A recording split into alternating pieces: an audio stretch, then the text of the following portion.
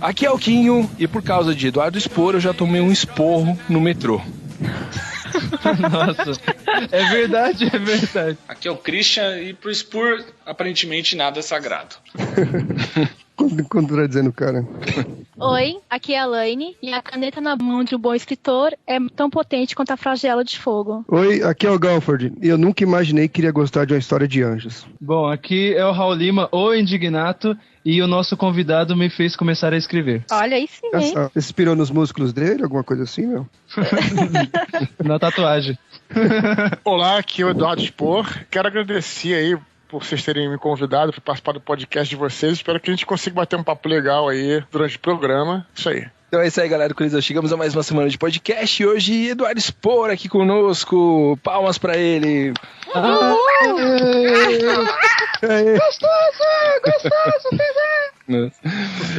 Bom, hoje vamos falar aí da obra de Eduardo Spor, falar um pouco dos livros, da história do nosso autor nerd favorito. Antes de a gente começar, alguém já quer falar alguma coisa? Não.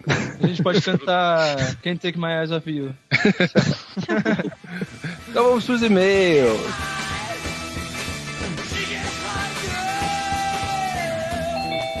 Olha o e-mail.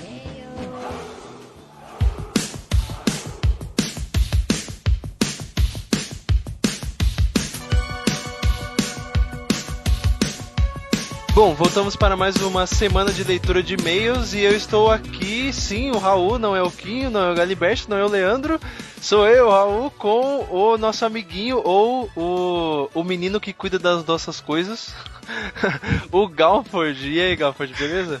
Beleza, mas eu não cuido das coisas não, viu? Eu cuido só dos textos. E como é que está aí no Paraíso Perdido? Perdido, quem não sabe, a galera, eu não sou mais de São Paulo, então vocês não vão viver nos eventos por aí. Exato. Agora eu estou em Natal, do outro lado do país. Oh, delícia. E aqui tá fazendo menos calor do que em São Paulo. Nossa, cara. E eu ainda tenho uma praia do lado de casa pra me refrescar. O calor tá tenso. Bom, estamos aqui para falar do que aconteceu no Coliseu de Ideias essa semana e para falar também sobre os comentários do último Coliseu Cast. Bom, primeiro, qual foi? O primeiro comentário foi do Turdin. Do Turd. Turd, nosso amiguinho Turd, o leitor, o nosso ouvinte fiel. Nosso amigucho, ele falou o seguinte: fanfic número 1 fazendo escândalo. Ou qualquer coisa que seja um www. Deve ser algum site, né? www.fanfic número 1 fazendo escândalo, exclamação barra alguma coisa. Boa, ele colocou: site tá supimpa, curti a abertura do cast e a edição sonora no começo me lembrou aqueles tempos do NC, né? Nerdcast, né? Arte maroto. Escaposque. Parabéns por voltarem e se pararem de novo que os leões devorem vocês. Opa! Eu não entendo. Mas ele é muito jovem, é muito pra frentex, cara. Não, uma coisa que eu não entendo é os tipos de escrever risadas. Eu escrevo HA, que é ha, porque eu rio desse jeito. Ha. Agora as pessoas escrevem uma KKK. Eu nunca vi ninguém escrevendo KKK ou escaposque. Eu ri assim, mas não existe kikiki. Então, eu sou muito choptura, eu sou muito pra frentex. Não entra na minha cabeça isso. Bom, pra quem não sabe, o último cast, o número 51, foi sobre coisas irritantes. Isso me irrita pra caramba. Você não tava nele, né, cara? Não tava nele porque eu fiquei irritado e não participei. Que triste. Então, o Fluciana também escreveu pra gente e ele fala assim: e aí, pessoal, fiquei muito feliz por vocês me mencionarem no começo do podcast. Gostei pra minha mulher e pra toda a minha família e todos ficaram bem orgulhosos, valeu. Você vê, ele não considera a mulher como família, né? É só alguém que pode ir a qualquer momento. Olha, mas eu não sou casado assim, mas a minha namorada eu não considero a minha família não, porque minha família eu não gosto.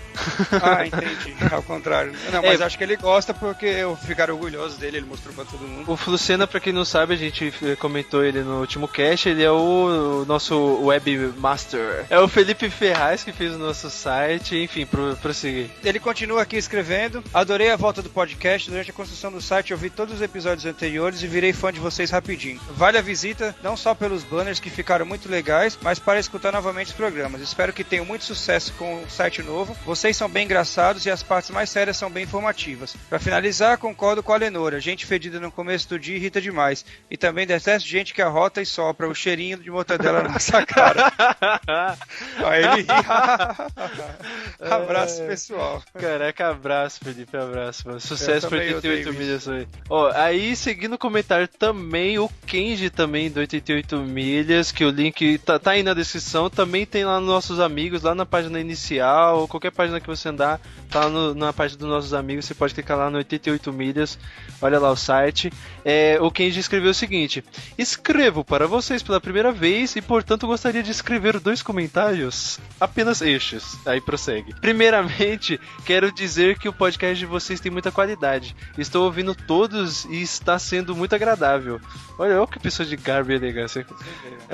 Há momentos distintos entre risadas contidas ou momentos de reflexão. Gostaria de agradecê-los por me proporcionar momentos de tamanha imersão em suas conversas. A gente que agradece a sua visita, o seu comentário, valeu aí. Felizmente, por intermédio do Felipe e o trabalho do 88 milhas, os conheci pessoalmente no Anime Fest Tabuão. Exato, pra quem não sabe, a gente foi no Anime Fest Tabuão, que foi no dia 9, eu acho.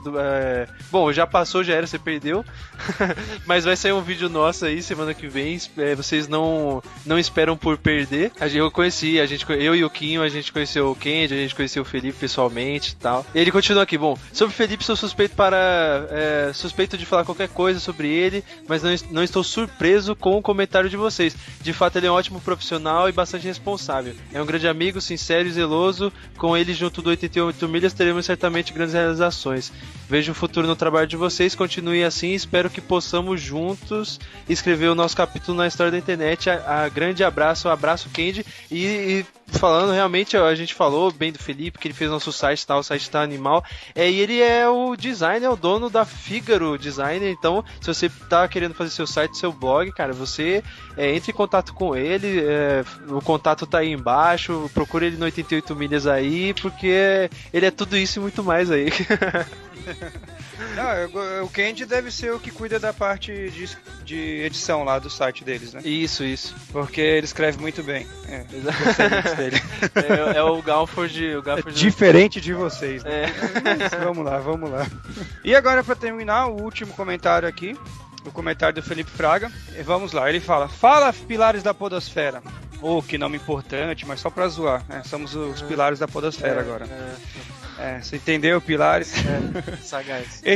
Este foi o primeiro cast que escuto do Coliseu. Descobri o site pelo grupo podcast do Facebook. Os meus são o Podcine e o Queresia. Olha, do Podcine e do Queresia. Tem 2 podcasts, cara. O tema até me interessou. Sobre Pum, já diz a célebre frase: seu peido termina onde acaba o nariz do outro.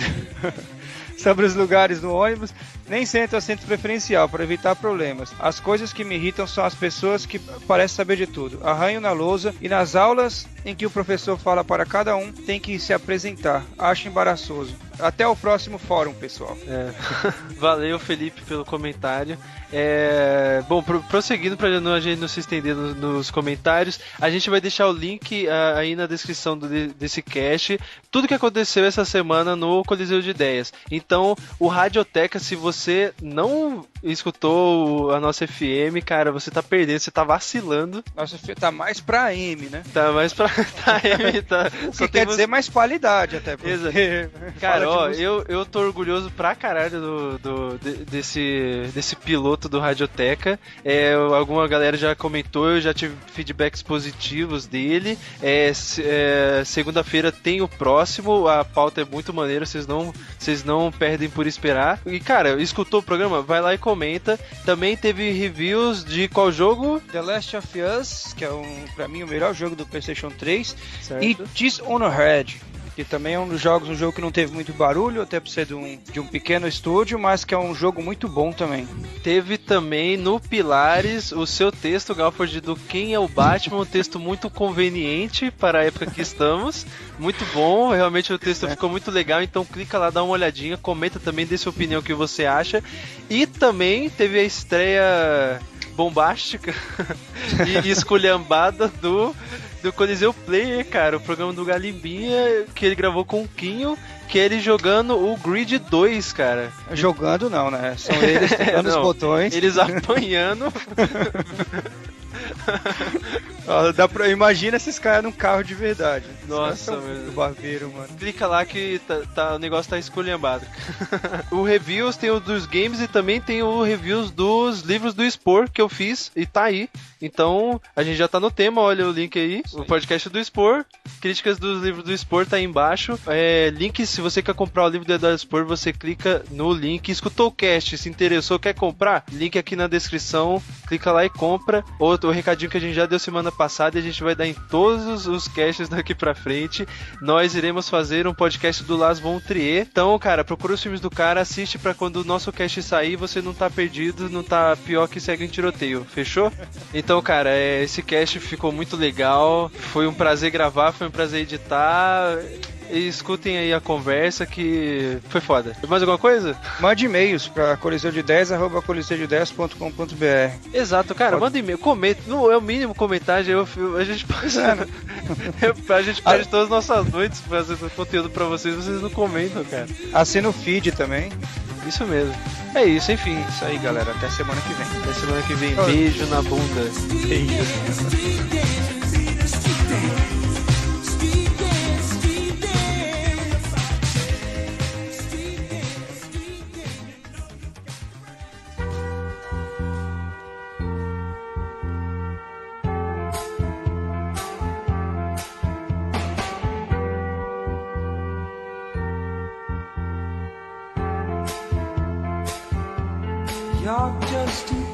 Bom, galera, voltamos aí de mais uma semana de leitura de e-mails. Pra começar, vamos falar aí sobre um pouquinho da obra de Eduardo Expor. Quem é Eduardo Expor, Raul Lima?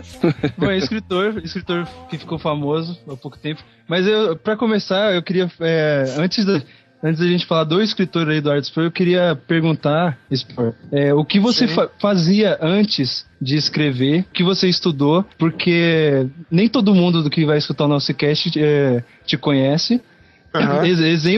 Exemplo até o Thiago Galford, por exemplo, ele nunca tinha estudado Nerdcast, sabe? Eu acho que ele já conhecia os livros, mas ele nunca tinha estudado o Nerdcast. Então já é um jeito de puxar o pessoal para outros casts, pro Nerdcast e pros seus livros. Então já talvez a maioria conheça, mas quem não conhece você, o que você fazia antes de escrever? Então, tua pergunta é boa, eu vou dar uma resposta filosófica, se você me permite. Opa. E vou te dizer que, na verdade, é nada, porque o que eu sempre fiz foi escrever. Eu trabalhei muito tempo como jornalista, trabalhei muito tempo como publicitário, mas o que eu costumo dizer é que, na verdade, não foi nada disso que levou a ser escritor. Pelo contrário, na verdade, eu ser escritor me levou a isso. Eu sempre gostei de escrever. Eu me lembro que escrevia desde que eu me alfabetizei, aos 5, 6 anos de idade, eu comecei a escrever e criar histórias e colocar aquelas histórias no papel e tudo. E todas as carreiras, né, todas as profissões que eu tive nesse meio tempo, elas foram, na verdade, interlúdios. Elas foram o que preencheram a minha vida, o meu caminho durante esse tempo. Eu procurei, por exemplo, inicialmente publicidade, porque eu gostava de criar histórias, e depois jornalismo, porque eu gostava de escrever histórias. Eu costumo dizer que eu não me tornei escritor. Na verdade, eu sempre fui escritor, sempre fui e acabei passando por essas etapas para poder chegar onde eu cheguei e trabalhando muito em cima disso. E nunca, em nenhum momento, desde que eu comecei, eu parei de escrever. Tem até pessoas que me perguntam o que você faria se você não ganhasse dinheiro com isso e se você tivesse que ter outra profissão como jornalista. Eu ia continuar trabalhando e ia continuar escrevendo, cara, porque é o que eu sempre fiz. Eu sempre, no meu tempo vago, eu ia continuar escrevendo contos, aventuras de RPG e livros e qualquer coisa assim, porque é isso que eu sempre gostei e que eu adoro fazer, entende? Mas aí, Eduardo, assim, o RPG, foi até que você falou nesse ponto aqui, todo mundo gosta também. A gente vê o seu blog também, Filosofia Nerd, algumas coisas do Tormenta. Eu acredito, pra quem gosta de RPG, é digamos assim, não é que é mais fácil, mas é uma maneira mais fácil de você começar a escrever, até pra você poder mestrar, alguma coisa assim. Foi seu caso também? Porque, olha só, o RPG ele te dá uma vivência de criação de histórias, de tudo mais. Então é uma você não pode ficar muito preso ao RPG. Né? Tem que lembrar disso também. Existe uma armadilha, né, que você tem que tomar um certo cuidado. Por exemplo, as pessoas acham que eles vão transpor aquela aventura delas da mesa pro livro, pro texto, pro conto. E precisa ser feito várias modificações para que essa história fique bacana. Não é tão fácil assim, mas é uma ferramenta ótima, cara. Por que é uma ferramenta ótima? Porque é uma ferramenta de criação coletiva. Enquanto você vai escrever um conto, você é só você que está escrevendo o conto, e você tem que mostrar para outras pessoas depois e saber se elas gostaram ou não, ou pedir opinião, saber a história que funciona ou não, mais ou menos. Você simplesmente bola uma história e coloca na hora para ser testada. Então você quer uma coisa melhor que isso, ajuda muito, né? E como uma ferramenta de criação e te estimula você continuar pensando em outras situações, outros personagens. Realmente, uma vez eu dei uma palestra, cara, num encontro de RPG em São Paulo, não lembro qual foi. Você foi? Foi eu, Rafael Dracon, a gente falou sobre isso, sobre RPG e literatura, como é que ajuda. Foi bem bacana, cara, muito maneiro.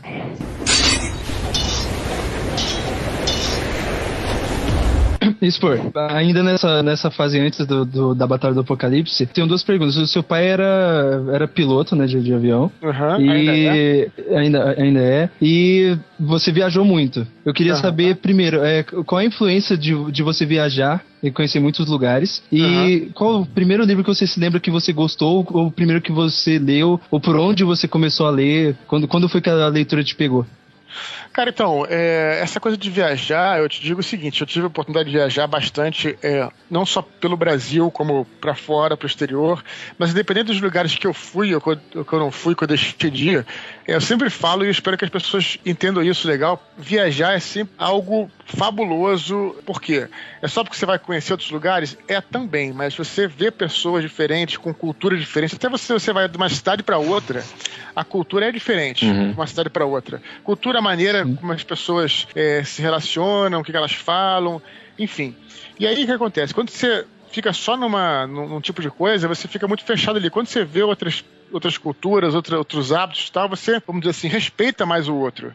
Você passa a entender mais aquelas outras pessoas e passa até compreendê-las e respeitá-las. Então isso me ajudou, cara, pra tudo.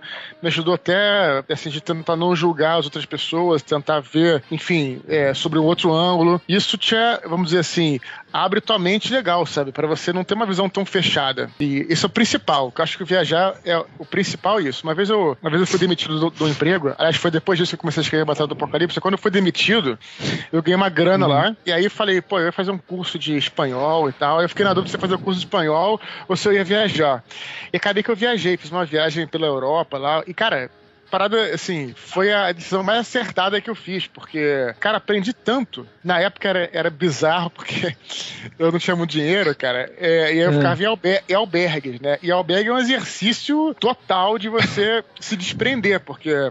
Porra, tu dorme no quarto, o nego entra, acende a luz, tu tem que conviver com uma porrada de gente que, né, tem que saber se virar e respeitar. Tolerância, né? Tolerância, você falou bem, exatamente. Tem que aprender a respeitar os outros e tal. Então enfim, não é só pela viagem em si, mas por todas essas questões que você passa. Então essa é uma coisa. E a segunda coisa, você quer saber qual foi o livro que eu comecei a ler, né? Cara, assim, eu me lembro quando eu era criança, eu gostava de ler. Gostava bastante de ler e tal. Aí teve uma época, no começo da adolescência, na pré-adolescência, que a minha escola começou a colocar uns livros que eu achava chatos pra caramba, que eu não entendia patavinas do livro, que eu tava entendendo e tal. Porra, eu queria aventuras lá, queria...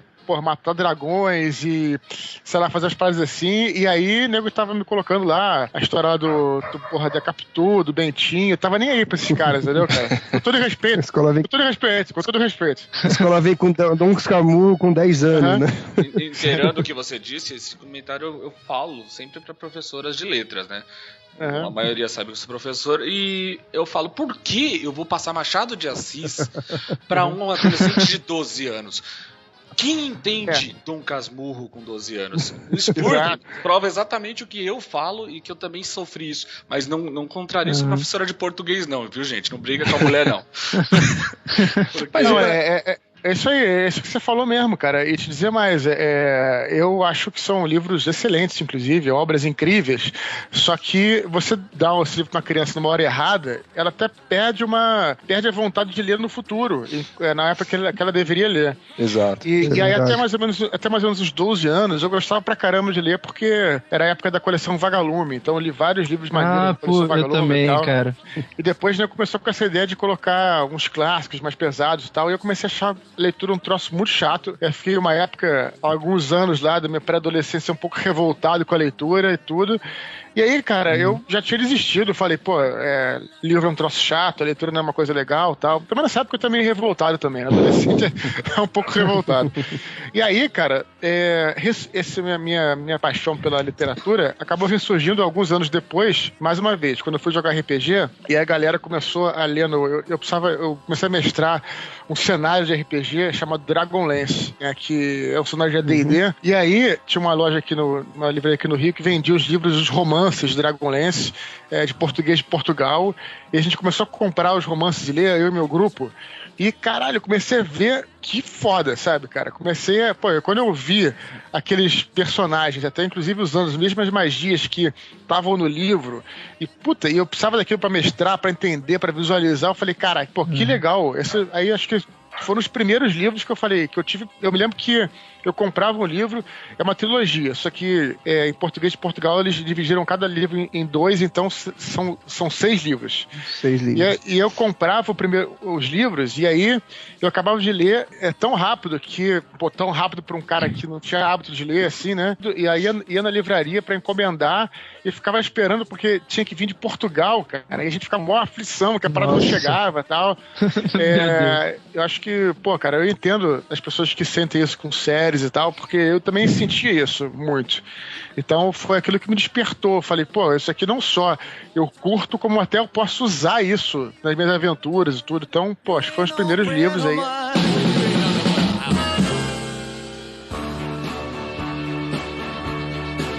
Antes da gente entrar na questão dos seus livros, tem 2 coisas importantes pra falar. De 2 blogs. Primeiro, Jovem Nerd, e segundo o seu, que é o Filosofia Nerd. Qual nasceu primeiro? Jovem Nerd, com certeza, claro. O Jovem Nerd. O blog foi muito depois só. Seu blog nasceu foi influência deles? Ou você já tinha vontade? Porque você sempre escreveu? Não, cara, olha, como é que nasceu esse blog? Foi um dia que foi uma necessidade de ter um espaço mesmo na internet, onde eu pudesse publicar as paradas. Na época, e até hoje, às vezes é meio difícil, porque hoje já passou da época, mas para você criar um site era um troço um pouco mais difícil, então era mais fácil criar um blog onde você podia publicar as coisas e tudo. E na época estava começando, a gente só tinha Orkut na época, o Twitter estava começando, então o blog era a melhor maneira de você se divulgar ou manter contato com outras pessoas e tudo. Acho que eu criei o blog em 2008, talvez, acho que foi isso, 2009. Eu escuto o Jovem Nerd há muito, muito tempo, e é uma dúvida que eu sempre tive, como vocês se conheceram, qual é a relação? Porque o Azaghal é casado com a portuguesa, que é a irmã da senhora Jovem Nerd, e o senhor Kai estudou com o Azaghal, e todo mundo tem um ciclo ali. E você, onde é que se encaixou? Como é que vocês se conheceram? Cara, eu basicamente conheci essa galera através do amigo imaginário lá, o Andrés, que fez faculdade com esse pessoal, entendeu? E o Andrés era do colégio. A gente conhecia do colégio. É o cara que hoje em dia faz até os desenhos internos lá da edição especial do Batalha e tal. O cara desenha muito, o cara é muito fera. E a gente estudou junto no colégio, eu e o Caio, né? Que é o Blue Hand. Nós 3. E aí o Caio, enfim, o Caio foi pra outro colégio. E o Andrés, quando saiu, eu fui pra PUC, e o Andrés foi fazer faculdade da cidade. Nem se existe essa faculdade. E aí, lá que ele conheceu o Alexandre, Dave, e aí a gente foi se conhecendo a partir dali, entendeu? Juntou a galera e tal.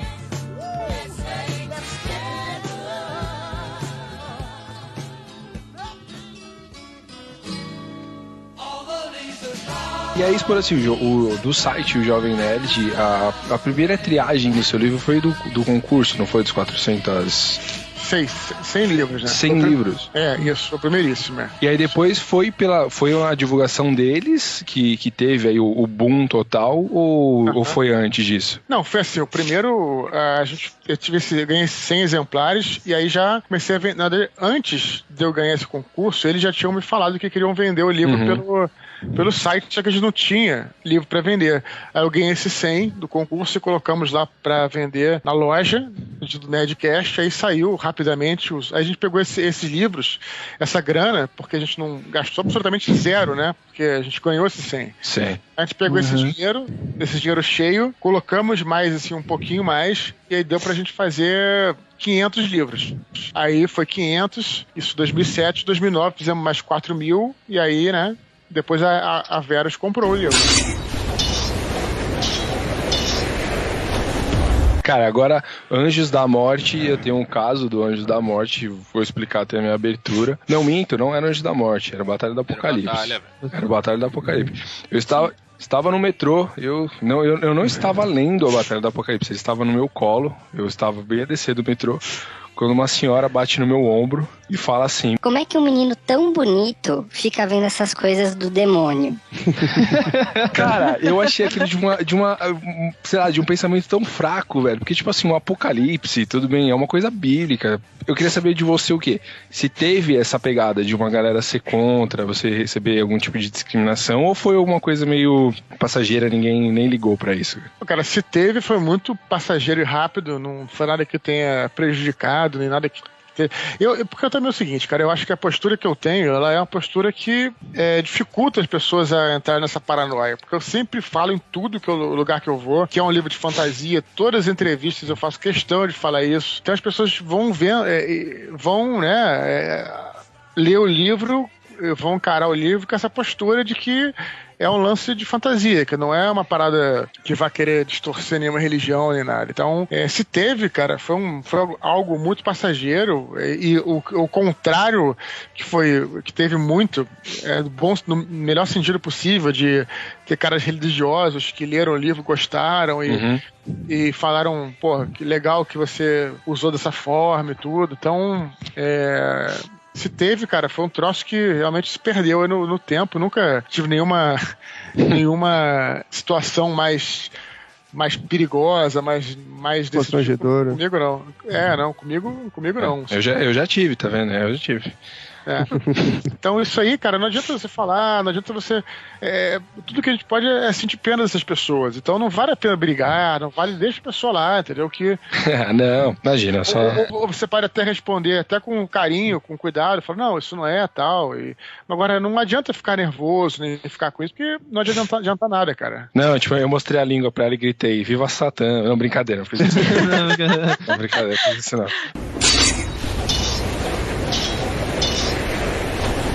A gente vai passar alguma coisa, principalmente para adolescente, a gente fala, ó, o Brasil é estado laico, vocês têm que, mesmo que você não acredite, você tem que entender que existem outras religiões, a maioria se declara cristã, e uma coisa que eles não entendem é que cristianismo também pode ser encarado como uma mitologia. Depois que eu li, eu pensei, como que ele conseguiu, de uma forma tão incrível, já elogiando, essa coesão, cara, das mitologias. Colocar todas as mitologias de uma forma que elas se encontraram muito bem e não prejudicou nenhuma, não, tipo, ofendeu ninguém. Não, olha, eu estudei, mas não foi muito, não tenho nenhum conhecimento comparável a nenhum teólogo. Eu estudei até onde foi preciso para eu criar aquela história. Mas essa ideia de união, na verdade, surgiu com o que eu já havia percebendo em todas as mitologias que eu estudava, e que eu tive a comprovação máxima quando eu comecei a estudar o Campbell, né? Joseph Campbell, que ele fala justamente isso, que todas as mitologias, na verdade, são únicas, né? Elas só, o que existe, o que muda, na verdade, é a capa, né? Vamos dizer assim, a pele, muda o cenário, muda os nomes, muda os locais, mas no fundo aquelas etapas são as mesmas, né? Eu já falei isso algumas vezes até nos Nerdcasts. As etapas são as mesmas e os ensinamentos são os mesmos também, na maioria das vezes. Então eu comecei a ver esses pontos iguais em todas as mitologias, todas as religiões e tudo. E além disso, também veio essa vivência minha de criar histórias, muito também dentro do RPG, porque o RPG é legal você fazer, você mestre uma campanha de 5 anos, você fazendo conexão, você para fazendo conexão daquele personagem que entrou no primeiro aventura, um NPC que entrou na primeira aventura e vai voltar depois, e aí você vai criando uma história, esses elos vão se entrelaçando. Então essas duas coisas que me facilitaram para criar essa parada. Eduardo, o seu primeiro livro publicado foi A Batalha do Apocalipse. Antes de você falar dele, eu tenho uma história muito legal dele, que aconteceu esse ano. No meu trabalho, né, tem um colega meu de trabalho, ele tem uns 28 anos, e o cara, ele não é da leitura, ele não costuma ler. Eu acho que as poucas coisas que ele leu na vida dele foi alguns mangás e só. Então, ele me viu lendo o Filhos do Éden, aí ele já tinha visto também a Batalha do Apocalipse, eu falo pra ele direto sobre o Jovem Nerd, e eu emprestei pra ele, cara. Ele falou assim, eu deixei com ele assim na hora do almoço, sabe? Ele pegou o livro, começou a ler, e falou, cara, eu achei bem interessante. E eu falei assim, pega emprestado, e eu tenho a versão de colecionador aqui, assim, com autógrafo de todo mundo aí, o Azaghal, você, que eu peguei na Bienal em 2010. E emprestei pra ele e falei assim, lê aí, cara. E, cara, depois de um mês e meio, o cara voltou e falou que ele falou assim, eu nunca li nenhum livro na minha vida e eu adorei o livro, cara, gostei muito mesmo, ficou mega interessado e me agradeceu, falou, cara, o livro, adorei o livro. E depois eu dei pra ele o Filhos do Éden, e ele tá lendo, e ele foi lá e como eu tinha emprestado, ele comprou a Batalha do Apocalipse, foi a primeira compra dele que ele fez de um livro. E, cara, pra você ver quão poderoso, cara, é a Batalha do Apocalipse. Ou quem ele consegue atingir. Pô, cara, isso é uma história bem legal que eu tenho com o livro. Pô, cara, obrigado por você. Fico muito feliz de você ter falado isso. E acho que pra qualquer autor isso é importante. Cara, vale tudo isso, né, cara? Fico meio até sem palavras aí. Mas o que eu digo é o seguinte, cara, não é só comigo. Eu vou te falar que todos os autores que eu conheço já passaram por isso. Tem pessoas que chegaram e falaram, todos os autores. Então, tem pessoas que chegaram e falaram, olha, o primeiro livro que eu li foi o teu, que me... Não tô falando de mim, não. Todos os autores têm essa parada, entendeu?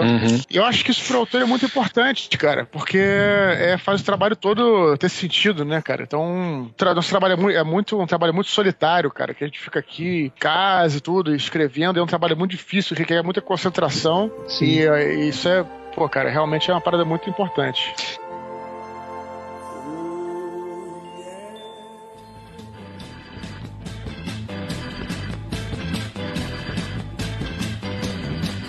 Todo mundo aqui leu a Batalha do Apocalipse, certo? Sim. Isso. Eu li, eu acho que... Quando você leu, Laine? Eu li em setembro do ano passado. Ah, então você leu mais recentemente. Beleza. Eu li, eu acho que no final de 2000. Eu li exatamente quando você conseguiu, porque eu acompanhei a trajetória. Eu acompanho o Jovem Nerd há muito tempo, então eu acompanhei sua trajetória pelo Jovem Nerd, sabe? E eu peguei o livro justamente quando você fechou o contrato com a Verus. E aí eles falaram assim: não, agora é edição de colecionador, vamos vender. E eu fui lá, eu preciso comprar. E eu comprei. E quando eu peguei o livro e comecei a ler, eu lembro, eu já vi isso em 2 livros. Um foi O Exorcista, que é um dos meus livros favoritos, e A Batalha do Apocalipse também é um dos meus livros favoritos. Adoro, e o Exorcista. Aí eu vou te fazer uma pergunta que eu não sei se é proposital ou se é por pura coisa de introdução mesmo, isso é muito comum, que no seu livro e no Exorcista, que eu adoro os dois, o primeiro capítulo eu achei horroroso. A primeira parte eu achei horrorosa. E eu não sei se... Aí, ó, você sentiu isso? É sério, o primeiro capítulo é muito anti tudo, sabe? Não dá vontade de ler. E depois parece que é um macete do escritor, sabe? Ele fazer um primeiro capítulo, ele sabe que você vai passar o primeiro capítulo. E depois, no segundo capítulo, ele muda a escrita completamente. Isso, você sentiu isso também, Lane? Aqui é o Raul Lima, o editor, e eu preciso me explicar aqui porque eu me expressei mal na minha colocação. Não que a Batalha do Apocalipse esteja alheia de críticas, até porque não existe obra perfeita, mas eu fui infeliz no meu uso da palavra horroroso, porque eu não estava falando da escrita ou do texto propriamente dito. Assim como o Dan Brown, por exemplo, o Spohr escreve em forma de roteiro de filme, e assim como o Exorcista, como eu falei, a Batalha do Apocalipse começa com uma cena que só vai fazer sentido na metade do filme pra frente, quando você conhecer mais o mundo e tal, e esse tipo de informação no cinema se resolve depois de 1 hora, como é o caso do Exorcista. Já um livro pode se passar até semanas até aquilo fazer sentido na nossa cabeça, o caso da Batalha do Apocalipse. Então eu não quis dizer isso, eu quis dizer que é estranho, que não é tão agradável. Saca aquela cena do Exorcista, do Padre Mary no Iraque, que é a primeira cena, que você só vai entender lá no final do filme, que faz sentido, que ele já tinha contato com o Pazuzu? Enfim, é mais ou menos aquilo. É só uma parte que só vai ser montada com coerência na sua cabeça mais pra frente da obra. Enfim, continue na entrevista. Você lê no começo, dá a impressão de acho que o livro é uma coisa horrível, que vai falar só de terror, porque, tipo, já dá aquele baque logo no começo de um irmão matando o outro. Quando eu li, eu, caramba, já começa assim o livro, meu Deus. Olha, cara, não, na verdade não. Fala. Primeiro, tem a diferença da sua escrita do A Batalha do Apocalipse para o Filhos do Éden, mas só que dentro da Batalha do Apocalipse tem a diferença desse primeiro capítulo para o restante do livro, que eu achei muito legal, cara, porque a primeira impressão foi ruim, né, aquela primeira vista, e depois, cara, você mudou completamente e tornou a escrita normal, agradável, eu fiquei fascinado, cara. Eu falei, caramba, você conseguiu me surpreender de um capítulo para o outro, cara. Cara, valeu, assim, não sei se eu agradeço ou se eu só acho ruim. Mas não é positivo, tá? Eu falei assim, é que eu sou meio passional com as coisas, mas... Só pra tirar a dúvida, Raul, você fala do prólogo ou do primeiro capítulo mesmo? Não, do primeiro capítulo. Do prólogo. Porque o prólogo ele fala dos 7 céus, porque faz tempo que eu li também. Isso, então, e a segunda parte, quando ele começa a história mesmo, cara, ela começa a andar, sabe, flui, e eu achei isso muito foda, muito da hora. Cara, então, eu não sei te responder, não fiz nenhuma técnica esperando que fosse ruim nem nada, mas o que eu acho que realmente aconteceu foi que o Batalha foi um livro, como eu falei, dentro do próprio Batalha do Apocalipse, que eu levei 2 anos escrevendo, e é muito tempo, dentro do próprio Batalha do Apocalipse, eu fui tentando evoluir na medida que eu ia escrevendo o livro.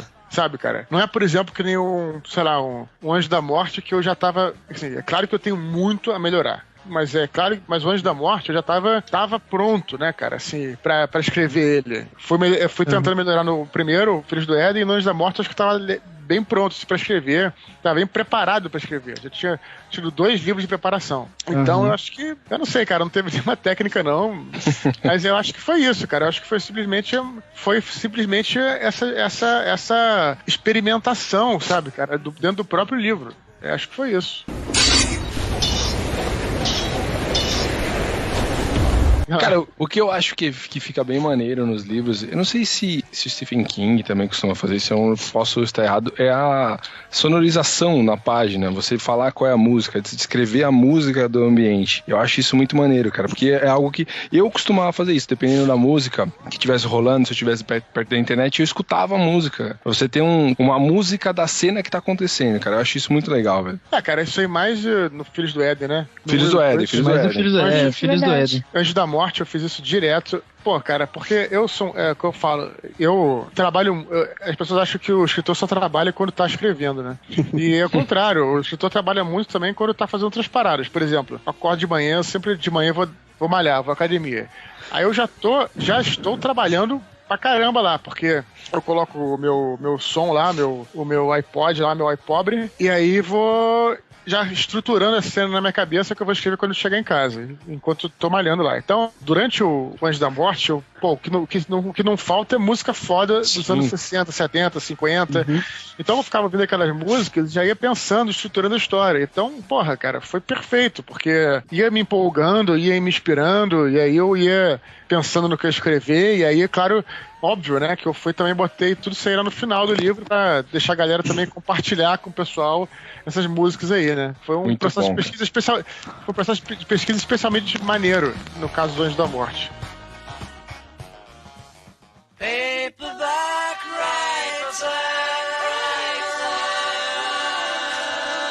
Eduardo, você como fã confesso de Cavaleiro do Zodíaco, foi difícil abandonar o Ablon? Então, cara, não foi difícil, né? Até porque, na verdade, ele não foi abandonado completamente, né? Ele tá esperando aí pra voltar, né? Como vocês devem saber aí já. Mas de qualquer maneira... Olha, tomou um spoiler. Do autor ainda, coitado. Eu sempre falei abertamente que o Filhos do Éden era um prequel da Batalha do Apocalipse. Né? Sempre disse, não é spoiler pra ninguém. É verdade. Não foi difícil abandonar, não, porque eu acho que a história dele, né, a história da Batalha do Apocalipse se encerrou ali, né, não tem continuação para aquilo, né, tanto é que o Filho do Éden se passa antes. Sim. Eu acho que, cara, eu eu acho que o autor, cara, ele tem que escrever a história que tá no coração dele, tentar se desafiar um pouco, sabe, cara? Era sobre aquilo que eu queria escrever, no momento que eu escrevi o Herdeiro de Atlântida, era aquilo que eu queria escrever, no momento que eu escrevi Anjos da Morte, era aquilo que eu queria escrever, então não foi diferente, cara, isso que foi legal. Eu também acho que ficar repetindo as mesmas coisas sempre, as mesmas coisas, acho que mais 3 livros que fossem dentro da mesma coisa, eu não ia ser muito pior do que, sabe, do que qualquer coisa. Então não foi difícil, Chega de Dan Brown no mundo, cara. Não, mas ficou muito bom, que nem eu tinha comentado com o Raul, que o fato de os personagens terem ficado só no primeiro livro tornou a obra perfeita, porque você lê, você se apaixona por todos os personagens e acaba ali. E aí quando você começa outro livro, já começa outra história com outros personagens. Então eterniza o primeiro livro, né? Porque uma história não interfere na outra. Isso é muito bacana. Eu também acho, cara. Eu acho. Cara, pra quem não leu A Batalha do Apocalipse e Os Filhos do Éden, eles são, apesar de ser livros do mesmo mundo, eles são livros distintos, por causa da espírito da escrita, sabe? Porque a Batalha do Apocalipse é muito mais épico, sabe? E ele é mais... Os personagens são mais grandiosos, sabe? Tudo na Batalha do Apocalipse é awesome, sabe? E o Filhos do Éden é mais ligado com os personagens, ele é bem mais humano. A leitura, a escrita dele é muito mais dinâmica, muito mais gostosa, sabe? Isso que é legal. Do primeiro livro, cara, se você for na expectativa pro segundo livro, apesar do mesmo mundo, é outro livro, cara. Outro livro completamente diferente. Isso que eu tentei deixar claro isso pra todo mundo, sabe, cara? E tomando essa decisão, eu expandia mais o universo, em vez de fechar ele, Sim. sabe? Então foi essa aqui. E foi uma decisão. Foi uma decisão feliz, cara. Foi uma decisão feliz, porque talvez se eu tivesse lido O Filhos do Éden fosse a mesma coisa, sei lá, mesmo personagem, ou às vezes você mudando o personagem, mas a mesma escrita, talvez ele não teria o mesmo efeito. E é isso que eu tô falando, essa surpresa, que não é de situações no seu caso, mas a ousadia que você tem de se mudar, sabe? Olha aí, o Edward Poe, o David Bowie da literatura. É evolução, né? Isso é muito legal, isso é muito legal, cara. Isso daí eu bato palma pra você, porque isso daí é realmente... isso é difícil, cara. Isso é difícil. Cara, valeu.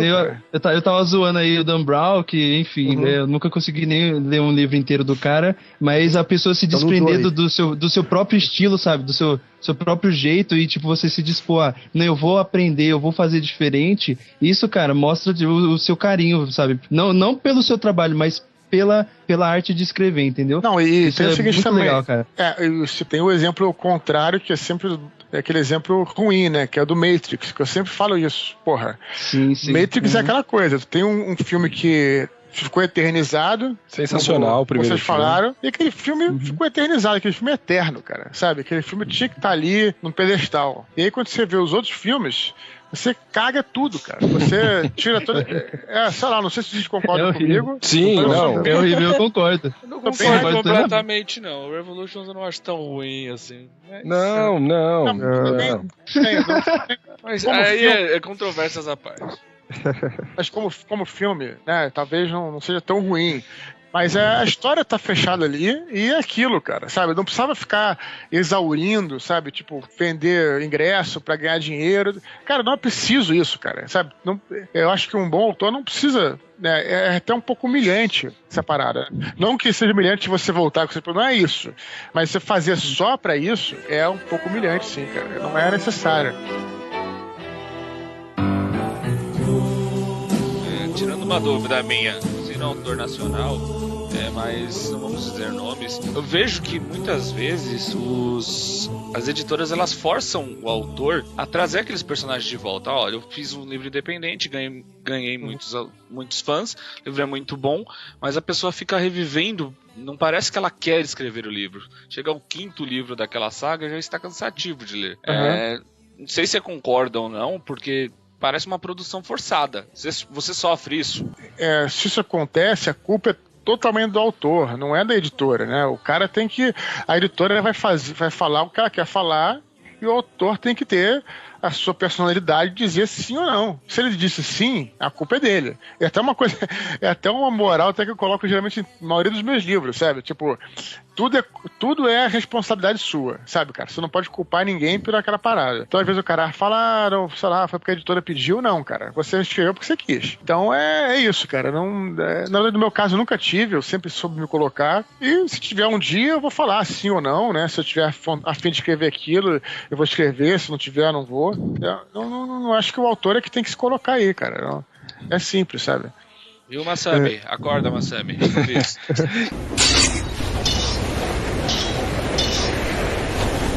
Cara, mas assim, e no meio tema aí dos lançamentos veio o Protocolo Blue Hand, cara. Velho, assim, sem brincadeira, Protocolo Blue Hand pra mim foi a leitura mais fácil que eu tive de todos os livros, cara. Eu li o Protocolo Blue Hand acho que em 4 dias, velho. Foi sensacional pra mim que foi esse livro, velho. O Protocolo foi uma parada muito maneira, cara, que eu tenho um carinho especial por esse livro, né? Foi um livro que eu escrevi, depois que eu escrevi a Batalha do Apocalipse, mais uma vez, né? Eu não achava que, na época, eu queria que a história, eu já tinha a história do Filhos de Éden, mas eu acho que ela precisava maturar, assim, um pouco mais. E aí, quando eu lancei a Batalha pela Nerd Books, ainda antes de ter ideia de que seria Verus ou Record, coisa assim, eu falei, vamos escrever um protocolo de alienígenas, de zumbis. Eu falei, mas de zumbi vai ficar muito parecido com o Max Brooks. Que é sensacional, cara. Esse livro é maneiríssimo, né? É muito bom. Então, antes da gente escrever um sobre zumbis, vamos escrever um sobre uma coisa diferente pra poder... Né? E eu falei, eu sugeri, como eu sempre fui, quando eu era criança, eu gostava muito desse negócio de alienígenas, lia livros e tal, eu falei, pô, cara, então por que a gente não escreve um sobre alienígenas? Então foi ótimo, porque eu meio que voltei à minha infância. Pô, eu morava aqui no Rio, aí tinha uma casa de campo lá na região serrana do Rio e tal. Eu e meus primos, a gente ia pra lá. A nossa época, a nossa geração, foi a geração, assim como hoje, a geração dos zumbis, na nossa época foi a geração dos alienígenas, por causa do ET, por causa dos contatos imediatos, por causa do Aliens, tudo era alienígena. Então, a gente se interessava por estudar, e lia livros e tal, e negócio de ufologia, etc. A gente tinha esse interesse. E aí, cara, eu meio que voltei à minha infância pra resgatar todas aquelas pesquisas, né, que estavam no fundo do baú e tal, e aí escrevi o protocolo. Pra mim foi maneiríssimo. A parte que eu mais gostei foi a parte que colocaram pro final, que foi a dos apêndices, que foi uma pesquisa que eu adorei fazer, que foi toda a história da ufologia, desde o começo até o fim, cara, sabe? Até hoje em dia. Cara, eu adorei escrever aquilo, então tenho um carinho especial por esse livro. Cara, eu preciso falar de um negócio da Batalha do Apocalipse, que tem uma cena, cara, que sério, de todos os livros que eu li na minha vida, essa é a cena que eu mais quero ver no cinema. O pessoal aqui sabe que eu gosto muito de terror e eu adoro essas paradas de misticismo. E a cena que a Shamira tá fazendo o ritual de proteção pro Ablon, uma das cenas que eu mais fiquei louco lendo. Eu acho sensacional, cara. Aquilo é muito Constantine, né? Muito Hellblazer. Muito cozido, exato. É uma mistura de Hellblazer com Call of Cthulhu aquilo ali, né? Eu, na verdade, assim, minha maior influência de literatura, embora eu tenha lido Tolkien, embora eu tenha lido várias paradas, minha grande influência de literatura foram os escritores pulp, né? Então, Robert Howard é um cara que eu li pra caramba, li as obras completas dele. Lovecraft é um cara que eu, acho foda. Esses caras escreviam contos, pequenos contos, né? De 20, 30 páginas e tudo. Então, se você prestar bem atenção, os meus livros são estruturados em pequenas aventuras, né? Exato. O Herdeiro de Atlântida talvez não, porque ele é um livro propositalmente curto. Mas o Batalha é assim, e o Anjo da Morte também é assim. Várias pequenas aventuras, né? Dentro daquela época que o cara vai passando. E, cara, especialmente o terror. Eu me lembro porque esse lance que você tá falando da Shamira é uma cena só, né? E no Anjo da Morte tem uma cena, que eu não vou dar spoiler nenhum, mas é uma situação de que os caras chegam numa ilha, né? Depois, né, eles vão até uma ilha, tá abandonada, né, durante a Segunda Guerra Mundial, e ali tem toda uma situação de terror que eu li uma porrada de coisa de Lovecraft, uma porrada de coisa de Stephen King, me ajudou pra caramba pra construir toda aquela aventura, uma pequena aventura de terror, né? E depois muda pra outra parada. Então, isso é sinistro mesmo. Então é legal você encaixar na época, né, cara, no clima do que você quer contar. Não é fácil não, é bem difícil o processo, mas enfim. Eu tenho uma passagem do Herdeiros de Atlântida excelente, cara. Que foi quando me pegou realmente. A minha parte favorita do Herdeiros de Atlântida é a primeira parte. Que é aquela parte que a Kyra ainda não... Ela tá indecisa, o que ela é, o que tá acontecendo quando vem o Urakin e os anjos. O Levi. E eu fiquei... Tem que falar do Levi, tem que falar do Levi, senão é sacanagem, senão vira aquela coisa Ceia e os outros, né? É uma sacanagem que eu de lado. Eu tinha levado um choque, primeiro que a escrita mudou completamente, né? O espírito do livro se tornou outro, e além da mudança dos personagens, a cena que eu falei assim, cara, eu falei, puta que pariu, esse cara é foda. Que é a cena que ela vai pro Merry. É muito simples, é uma cena muito simples, mas que você descreve muito bem, cara. Que é aquela vai no médico, tem até o nome em gringo, só que agora eu me esqueci. E, cara, o medo dela, quando ele começa ela fala dos sintomas dela, e ele começa a mostrar preocupação e começa a conversar com ela, que ela fica tensa, sabe? Pelo fato dela poder estar com problemas psicológicos, sabe? Sei lá, tá ficando louca. E, cara, eu fiquei tenso, eu tava lendo no trabalho, assim, na frente da diretora do meu trabalho. Eu fiquei tenso, eu fiquei muito tenso, eu quase fiquei sem ar, eu falei, cara, parabéns. Parabéns. Cara, obrigado por você falar. Deixa eu até fazer uma desconstrução desse capítulo aí, já que você colocou. Eu realmente trabalhei ele muito. Foi difícil de escrever pra caramba e tal, porque o que eu tava fazendo no Herdeiros de Atlântida foi, como você falou, fazer uma parada diferente do que eu fazia na Batalha do Apocalipse. Esse tipo de situação, levando em conta relativo ao protagonista, jamais aconteceria na Batalha do Apocalipse. Porra, tu imagina a Ablon indo no médico, sabe? Tipo assim, não tem nada a ver, né? Até próprio hoje em dia, sei lá, depois você sabe que eles são anjos. Mas aquela situação ali é um capítulo que você jamais imaginaria nos meus livros. Então eu estava tentando fazer uma parada diferente. Então, como eu estava pisando em situações que eu não conhecia, eu precisei trabalhar muito. Reescrevi várias vezes aquele capítulo, sabe? Tentei mexer. E uma das coisas que eu tentei carregar bastante, melhorar bastante, não sei se eu consegui, aí vai depender dos leitores dizerem, é a questão dos diálogos, né? Porque no Batalha é um diálogo mais estilo Thor, né? Então um diálogo que eu acho que é totalmente perfeito para o Batalha do Apocalipse, porque são entidades conversando. Mas eu queria fazer uma coisa mais humana nessa nova série. Então, essa cena aí é muito emblemática em relação a isso, cara. E que eu fico feliz que você tenha gostado, porque eu trabalhei muito ela. Eu notei, e é um troço que só existiria no Filhos do Éden, entendeu, cara? É bem diferente, né? Do que tava lá, nos outros. Muito verdade.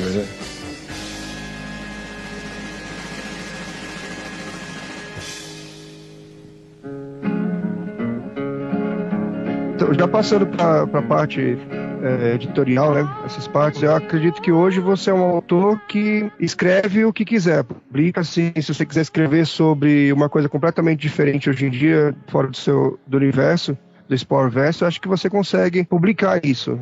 Ou eu tô errado? Não sei, é a história que vai dizer, né? Sei lá, cara.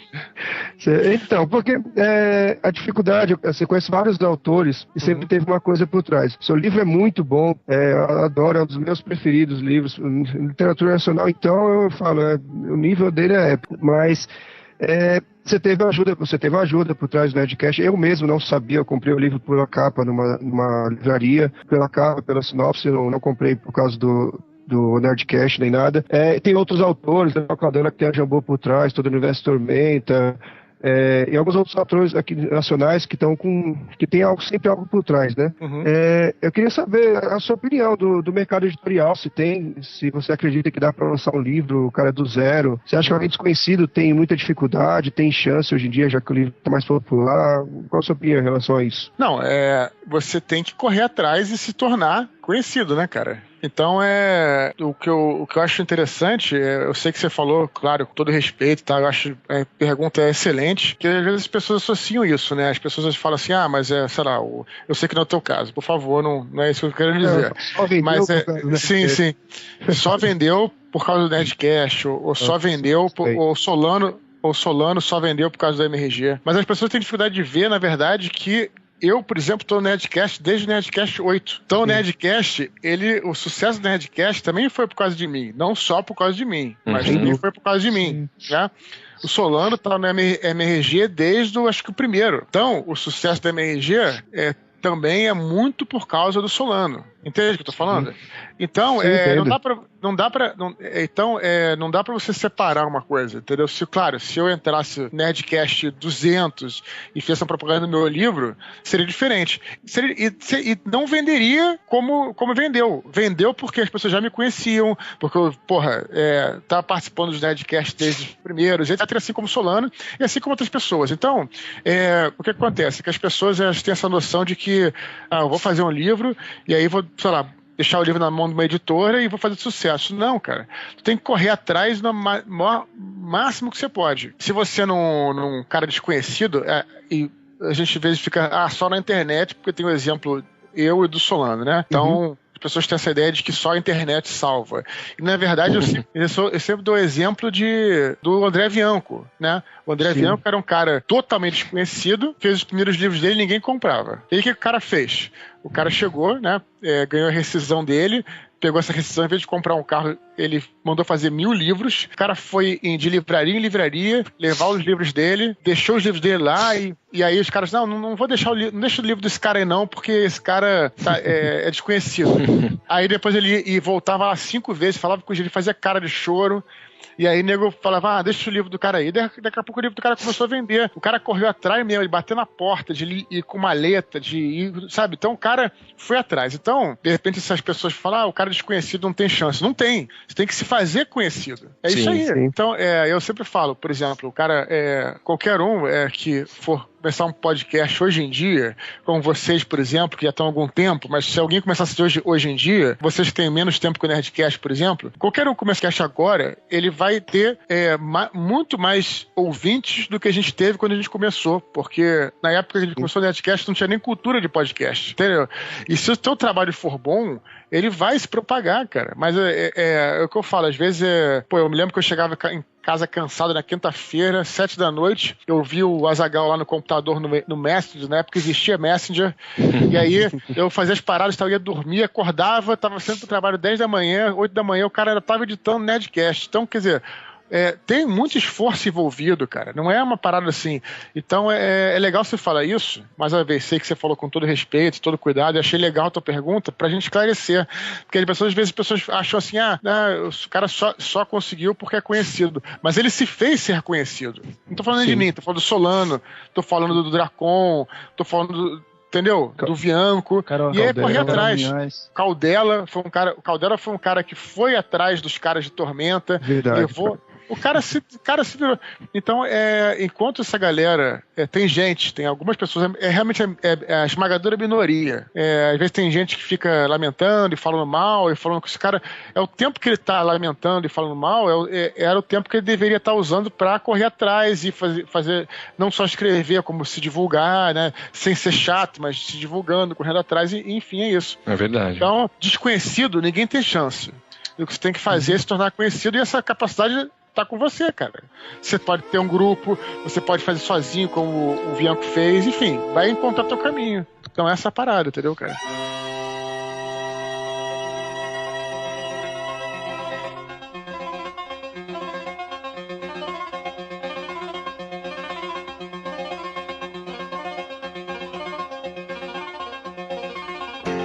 Quando o Kim me passou que ia gravar o cast com você, tinha conseguido falar com você e tudo, dos meus amigos, a maioria escuta Nerdcast, todo mundo é fã de você, então eu pedi pra eles mandarem algumas perguntas. A Laine foi uma delas, mas ela tá aqui gravando. Mas tem uma pergunta que foi o meu amigo que me apresentou o Nerdcast. E que ele mandou o seguinte: de 0 a 10, qual a chance de você fazer um livro sobre as batalhas primeiras? É 0. Vitor, se ferrou. Na cara. Não, vou dizer 0 porque tem aquela coisa, nunca diga nunca, né? Então, sei lá. Mas olha, eu vou dizer que as batalhas primeiras é o seguinte, mais ou menos o que moldou a criação do universo, né? Mas é uma coisa que acho que ela deve ser vista como mitologia até pelos próprios anjos, sabe? Uma coisa...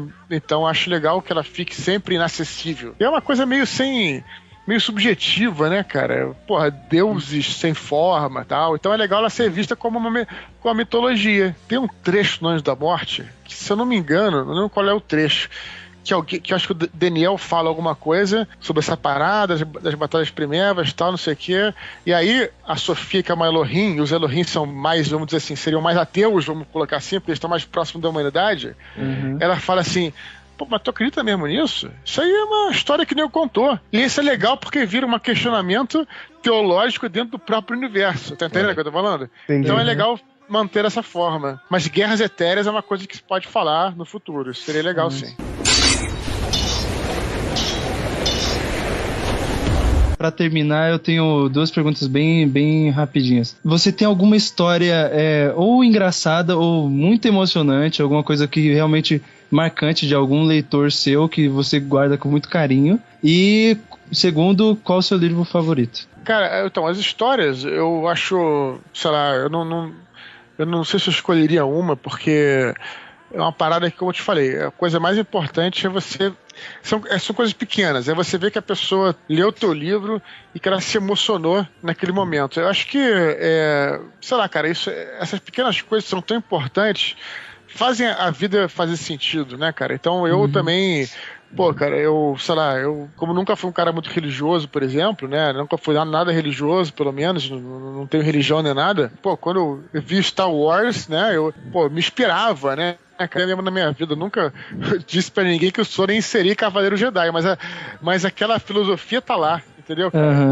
Então, não que eu tenha pretensão de fazer nada disso, mas eu acho que simplesmente o fato de você, poxa, cara, tá, de repente, sei lá, dando uma diversão pra pessoa no momento que ela precisa e tal, e a gente, não só eu, como qualquer escritor, escuta isso toda hora, sabe, cara? Então isso é muito emocionante. Então não dá pra escolher uma pessoa porque uma situação porque parece que eu tô privilegiando. E todas as pessoas situações são importantes. Realmente são muito fortes, cara. É difícil dizer, e não é demagogia, não é hipocrisia, isso é verdade mesmo que acontece. Então, e o livro que eu mais gosto que você falou, né? Isso. Vou ter que escolher um livro, cara. Aí é brabo. Ou Uno, ou Master. Então, é difícil, cara, porque eu gosto muito de muitos. Agora, mas eu vou escolher um que... Não sei se é o que eu mais gosto, mas é que o livro mais emblemático, eu acho um livro importante que todos devem ler, que é o 1984 de George Orwell. Que é um livro que... Um livro todos devem ler e fala sobre tudo, sabe, cara? Então, tanto que a gente até fez um Nerdcast sobre ele, foi muito bom, cara, o programa. Muito bom, é excelente, cara. A distopia é perfeita, né? Eu tô falando desse livro.